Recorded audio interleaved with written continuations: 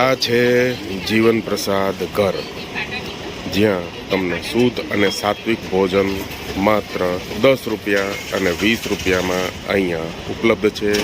જે હાલ ગાંધીનગરમાં અહીંયા આ એક ભોજન પ્રસાદની વ્યવસ્થા કરવામાં આવેલી છે. 10 રૂપિયામાં એવી સુવિધા છે કે તમારે ખીચડી, પુલાવ કે દાળ ભાત જોતા હોય તો તમને 10 રૂપિયામાં મળશે. 20 રૂપિયામાં તમને પૂરું ભાણું મળશે, જેમાં રોટલી, શાક, પાઉંભાજી, દાલ બાટી, અલગ અલગ વેરાયટી પણ અહીંયા ભાવથી પીરસવામાં આવે છે. આ એરિયો છે સેક્ટર 6G2. આ સામે કોમ્પ્લેક્સ દેખાઈ રહ્યું છે, એમાં લાસ્ટમાં આગળની સાઈડમાં વિદ્યાર્થી બુક સ્ટોલ છે. વિદ્યાર્થી બુક સ્ટોલની એક્ઝેક્ટ ડાબા હાથે પાર્કિંગમાં આ અહીંયા જીવન પ્રસાદ ઘર આવેલું છે. અહીંયા સામે વાન દેખાઈ રહી છે, એ દાબેલી ને વડાપાવની વાન છે. આ બી બહુ જ ફેમસ વાન છે. અહીંયા લોકો ઘણીવાર નાસ્તો કરવા આવતા હોય છે. એ વાનની એક્ઝેક્ટ બાજુમાં અહીંયા આ જીવન પ્રસાદ ઘર આવેલું છે. હાલ જ અત્યારે 15 થી 20 મિનિટમાં એમના કાર્યકર્તાઓ અહીંયા આવશે પ્રસાદ લઈને, અને બધા જ વ્યક્તિઓને 10 અને 20 રૂપિયામાં આ ભોજન અહીંયા પીરસશે. એ આપણે હવે જોઈશું. આ જીવન પ્રસાદ ઘર ગાંધીનગર સેક્ટર 6 ખાતે આ કાઉન્ટર અત્યારે બપોરે ચાલુ થઈ ગયું છે. મોટી સંખ્યામાં અહીંયા સ્ટુડન્ટ, વિદ્યાર્થીઓ, બહારથી આવનારા ગાંધીનગરમાં વિઝિટર્સો અહીંયા બપોરે અને સાંજનો પ્રસાદ લેતા હોય છે.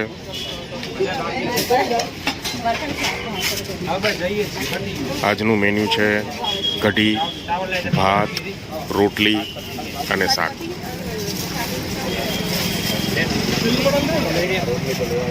આપણે જીવન પ્રસાદ ઘરના ઓનર નિલેશભાઈ આપણી જોડે છે. આ કાઉન્ટર ક્યારે આપણે ચાલુ કર્યું, કેવી રીતે ચાલુ કર્યું, એની પાછળનો હેતુ શું છે, એ નિલેશભાઈ આજે આપણાને ડિટેલથી જણાવશે. નિલેશભાઈ, સૌથી પહેલાં હું એક સુધારો કરું હમણાં કે ઓનર નથી. ઓનર તો આના ભગવાન છે.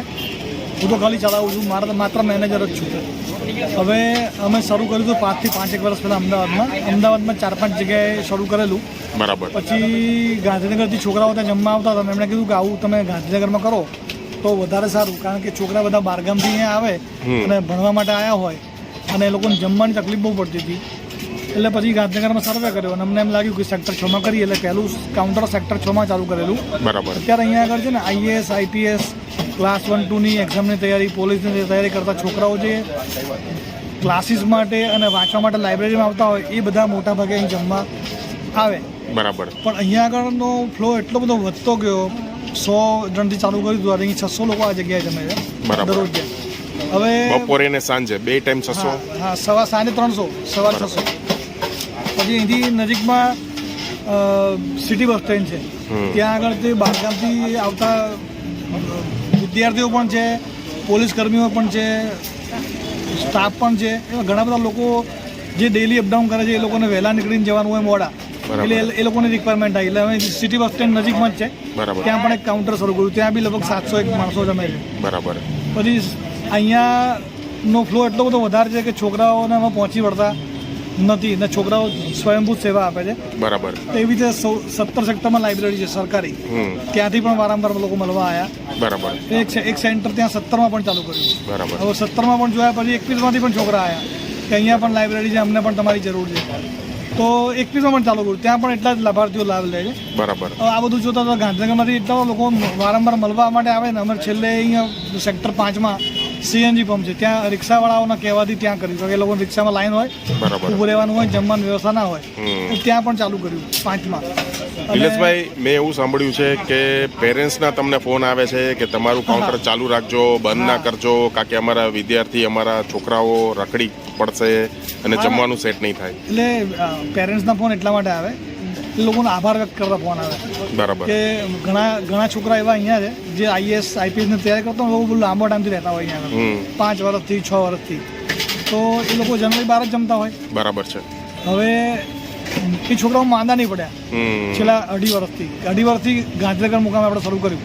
ત્યારથી જે છોકરો જમવા આવે એ આજે પણ આવે જ છે.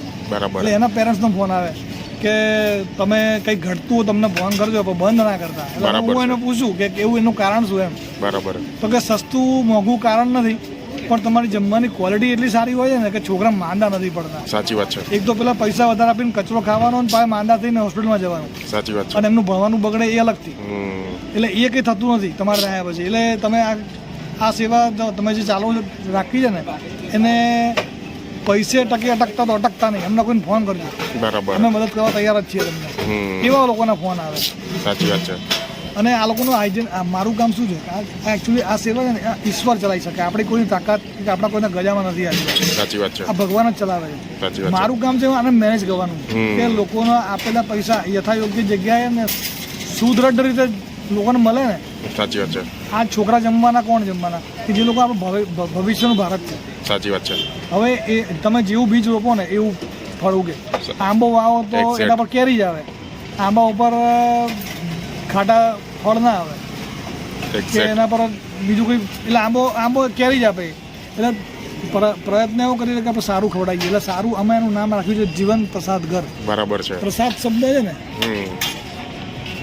પ્રસાદ શબ્દનો મહિમા એવો છે કે આપણું જે કિચન છે ને સેન્ટ્રલ કિચન છે, હમ. રસોઈ બધી એક જ જગ્યાએ બને. બરાબર. હવે ત્યાં આગળ છે ને દરરોજ ચંડીપાઠ થાય બરાબર. કિચનમાં.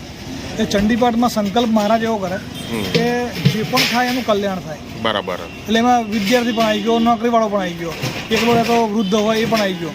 એટલે બધાને જે પણ આનો જે અન્નનો લાભ લે એને સંતોષ થાય, એટલે એ આપણે બ્લેસિંગ્સ મળે. એટલે અમે પ્રસાદ કહીએ. બીજી વસ્તુ કે ત્યાં કિચન એકદમ હાઇજેન રીતે મેન્ટેન થાય. જોરદાર. ત્યાં અંદર વાત કરવાની કોઈને મનાઈ જાય. ત્યાં આગળ ચેન્ટિંગ મશીન ચાલે, જેમાં ઓમ ભૂર્ભુવ સ્વ મંત્રનો નિરંતર જાપ થતો હોય. એટલે મન શુદ્ધ, આચાર વિચાર શુદ્ધ હોય તો જમવાની સાત્વિકતામાં થોડોક ફરક પડે, એવો આપણો કન્સેપ્ટ છે. બીજું બહુ જ કે સરસ. રોટલી હાથથી પણ બનાવી શકાય, મશીનમાં પણ બને. મારે ત્યાં અત્યારે રોજ 17,000 રોટલી બને. બરાબર. હવે બધી હાથથી બને છે. હા, મશીન લાયા આપણે, પણ મશીનની રોટલીમાં મજા નહીં આવતી. બરાબર. એટલે આપણે શું કર્યું, એક રોજગારી પણ ઊભી થાય, એટલે બધી બહેનો રાખી છે. બરાબર. લગભગ 38 બહેનો કામ કરે છે રોટલી બનાવવાના, કે જે લોકો વિશ્વનું નામ સ્મરણ કરતાં કરતાં રોટલી બનાવે. એટલે અમે કોઈ જગ્યાએ શબ્દમાં રોટલીનો ઉપયોગ નહીં કરતા. બરાબર. રોટલીની આગળ અન્નપૂર્ણાના હાથની રોટલી એવું લખીએ જબરજસ્ત. જબરજસ્ત. કે લોકોને એવી ખબર પડે કે આપણને જે ખવડાવે છે ને એ અન્નપૂર્ણા એટલે આપણી માતા, બેન, દીકરી બનાવે છે, બરાબર. પણ આપણે ખાઈએ છીએ.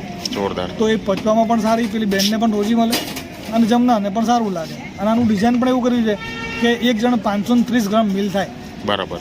હવે એટલું એક જણ માટે સફિશિયન્ટ છે. હમ. પહેલાં શરૂઆતમાં ફ્રી કર્યું હતું, પણ ફ્રીમાં બગાડ બહુ થતો હતો. હમ. એટલે ટોકન એમાં 10 રૂપિયા અને 20 રૂપિયા આ મોડલ સબસ્ક્રાઈબ કર્યું કે ભાઈ 20માં 4 રોટલી ને શાક. સાચી વાત છે નીલેશભાઈ. અને 10 દાળ ભાત. રૂપિયા ને 20 રૂપિયા તો ખરેખર ટોકન જ કહેવાય, કારણ કે આ જમાનામાં 10 રૂપિયા ને 20 રૂપિયામાં તમને શું મળે? આપણું કામ છે ખાલી ક્વોલિટી અને ગુણવત્તા જાળવી રાખવાનું. સાચી અને અહીંયા છોકરાનો સાથ સહકાર બી બહુ સારો છે. આટલા ટાઈમમાં ક્યારે કોઈ માથાકૂટ નહીં થઈ, ક્યારે કોઈ ના, મેં જોયું થયું હોય મોટી એવું નહીં. સંખ્યામાં અહીંયા લાઈન સ્ટુડન્ટની decent છે, રીતે લોકો જમે. અને એટલી બધી લાઈન. હું આવ્યો ત્યારે કાઉન્ટર હજી બંધ હતું. પછી હું સેક્ટર 22 દેરાસર ગયો, ત્યાંથી અહીંયા આવ્યો. એટલી વારમાં મોટી લાઈન, અને એકદમ જેને કહેવાય ને કે શાંતિથી એ લોકો જે તમારો આ પ્રસાદ છે ને એ લેતા હતા. એટલે લોકો સસ્તામાં થઈને લાઈન લગાવતા નથી, પણ ક્વોલિટીમાં થઈને લાઈન ક્વોલિટી ક્વોલિટી એવું ક્વોલિટી. છોકરાઓનું કેવું છે. અને નિરંતર કેવું છે કે દરરોજ એકની એક વસ્તુ આપણે પીરસી પણ ના શકીએ, એટલે દરરોજના મેનુ બી ડિફરન્ટ રાખ્યા છે. બરાબર. મેનુમાં શું હોય નિલેશભાઈ? સોમવારે બટેકાનું શાક, ગુજરાતી દાળ ભાત હોય. બરાબર. પછી મંગળવારે દાલ બાટી હોય, અને જબરજસ્ત. સાત્વિક ખીચડી હોય. સાત્વિક ખીચડી એટલે માટે કહીએ કે એમાં શાક, ધાન ને બધું મિક્સ કરીને બનાવીએ. એટલે જોરદાર. એમને પચવામાં પણ સારી, એમને પ્રોટીન, વિટામિન પણ પૂરા મળી રહે એ પ્રયત્ન કરીએ. બુધવારે, આજ જે બુધવાર છે આજે મગ છે, દર બુધવારે મગ અને કઢી ભાત હોય. બરાબર. ગુરુવારે દૂધી ચણાની દાળ ને એવું દૂધીને લગતી કોઈ પણ આઈટમ ગુરુવારે હોય. ચણાની દાળ હોય ગુરુવારે. શુક્રવારે ચણા હોય, ચણા અને દાલ ફ્રાય, જીરા રાઈસ ને એવું. અને શનિવારે ભાજી પાઉં હોય. શનિવારે ભાજી પાવ. હવે સાંજના મેનુ પણ ડિફરન્ટ હોય. સાંજે પણ કેવું છે કે મસાલા ભરેલા રીંગણ, મસાલા ભરેલા ભીંડા, મિક્સ જોરદાર. કઠોળ, કે જે છોકરા સાંજે જનરલી આ લોકો દોડવા જતા હોય. 10 રૂપિયામાં ને 20 રૂપિયામાં નિલેશભાઈ આજે મારા ખ્યાલથી દાબેલીને વડાપાઉં નથી આવતા.